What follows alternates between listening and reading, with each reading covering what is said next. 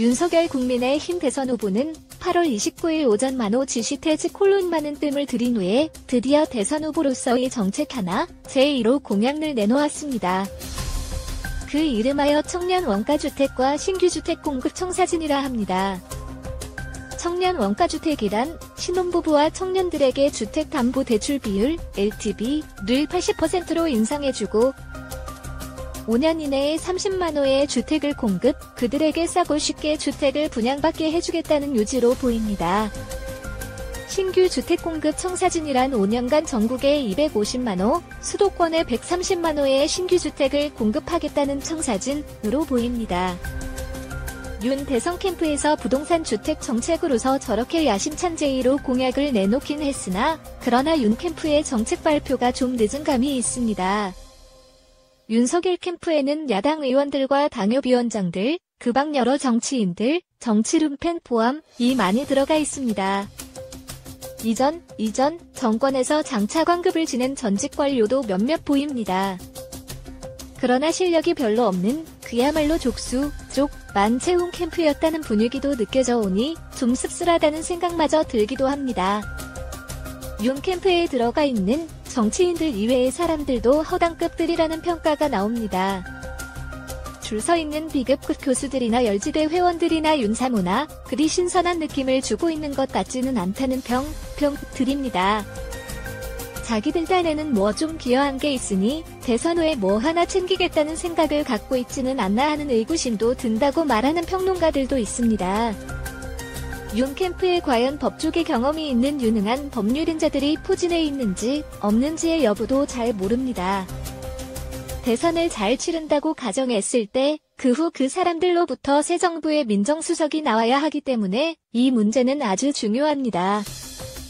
새 정부에서 좋은 민정수석이 나와야 문정권이 미련하게 추진해온 검찰개혁을 되돌릴 수 있기 때문입니다.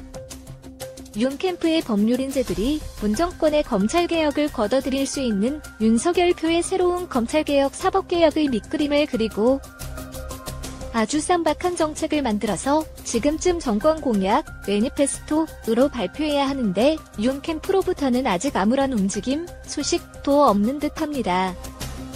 그러나 아직 주택 정책으로서의 다소 생뚱맞다시피한 제1호 공약을 빼고는 윤 캠프로부터 나온 게 없네요. 윤 캠프에서도 뭔가 하고는 있겠지요. 지금까지 사회 쟁점이 되어온 문제들에 대해서도 업그레이드된 내용으로 정책을 만들고 그것을 발표하여 국민 여론, 국민들의 반응을 봐야 할 것입니다. 김건희 줄리 문제는 그냥 수사기관에 맡겨두면 됩니다. 그러고 나선 그 정책을 수정 보완해 가야 합니다. 도이치모터스 주가 조작 사건에 대한 검찰 수사가 1년 반 만에 본격화되는 것이 윤과 윤 캠프에는 최대의 위기로 다가오겠으나 어차피 문제는 윤석열이라는 남자의 사람의 정콜론 운명에 맡길 수밖에 없겠지요. 윤이 대통령이 될 사람이라면 이 위기에서 벗어날 수 있겠지만 아니면 아닌 거지요. 그런데 다시 좀 생뚱맞은 이야기이긴 한데 윤석열은 개보하게 정통하다고 합니다. 또는 예컨대 해방 후 한민당 쪽 개보에는 누가 들어가 있는가 하는 등등입니다. 이를테면 족보 같은 것들입니다. 이렇게 개통 개보를 정리해보는 일은 나름 의미가 있어 보입니다. 개보학을 잘 한다 했을 때 그는 종, 단면적 시, 계열적 역사적 안목이 있다고 볼 수 있기 때문에 그 사람은 어떤 전략 수립을 잘 할 수 있는 능력을 갖추고 있다고 볼 수 있기 때문입니다. 국제정치학 국제관계론을 전문으로 하여 먹고 사는 사람들이 처음에 국제정치사를 공부하는 일을 소홀히 하지 않는 것도 같은 이치입니다. 국제문제나 현상에 대해 설명과 분석을 잘하는 전문가들도 세계 역사를 기초로 하지 않고서는 좋은 결과물, 논문, 저작 등을 내지 못한다고 합니다. 윤석열이 개보학을 해왔다는 것으로부터 윤핵이 정책 전략 수립의 사고와 마인드는 있다고 추량해볼 수는 있겠습니다. 그러나 지금까지 윤 캠프에서 나온 정책은 아직은 주택 문제에 관한 제1호 공약밖에 없네요. 계속 정책을 만들고 발표해야 합니다.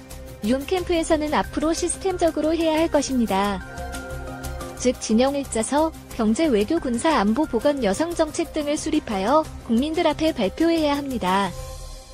국민 의사를 확인하여 그것을 담아내고 살을 붙이는 정책의 수정 보완 과정을 거쳐야 합니다. 그리고 국민들의 반응을 보아야 합니다. 국민의 지지를 얻지 못한다면 정책으로서의 의미가 없어지기 때문입니다. 헌데 지금 윤석열 캠프는 뭐라고 있나 싶을 정도로 분위기가 업그레이드 되질 않고 있는 인상입니다. 각종 정책의 아웃라인이라도 내놓아야 할 텐데 지금 그것도 안 나오고 있는 분위기네요. 그런 것도 안 해놓고 대통령 하겠다고 나왔나요? 대통령 선거가 뭐 그냥 임기 투표로 보였나요? 초등학교 2학년 4반 정도의 반장 선거로 아셨습니까? 별 볼 일 없는 전문가들이나 만나고 그 만난 일을 또 똘마니들이나 시켜 홍보나 하는 일은 모으고맹 엄연 콜론 이제 그만입니다. 소위 전문가라는 그 사람들 만나 뭐 하게요? 윤도 이제 인생 60세를 넘고 있으니 간추려진 자기 생각이 있을 것이고 검찰총장을 때려치고 나서 공부하는 시간도 꽤나 가졌을 겁니다. 자기의 생각이 시대 정신과 부합하는지 아닌지 탐구와 고뇌도 해봤을 것입니다. 여러 정책으로 보여주시기 바랍니다. 이제는 그 결과가 나와야 합니다. 세부적인 정책이 아직이라면 큰 것, 제목, 목차, 아웃라인 등 아니라도 먼저 보여주십시오.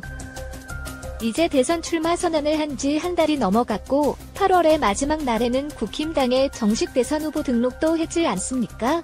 9월부터는 비록 늦었지만 나라를 위한 여러 정책들을 전격 공개하고 국민들로부터의 공감을 형성하는 과정을 거쳐야 하겠습니다. 9월에는 대선 후보들 간 정책 토론회가 활발히 전개될 터. 윤핵 캠프에서는 급한 대로 졸속으로 만든 정책을 가지고 토론에 임할 수는 있다. 이때 상대 후보로부터 공격당해 윤핵 대선 캠프 분위기가 다 깨져버릴 가능성도 있다. 그래서 9월 이전에 정책을 만들고 국민 반응을 거치며 수정 보완하여 다듬어진 완전한 정책을 만들어 해둘 필요가 있었는데 통제란 물결표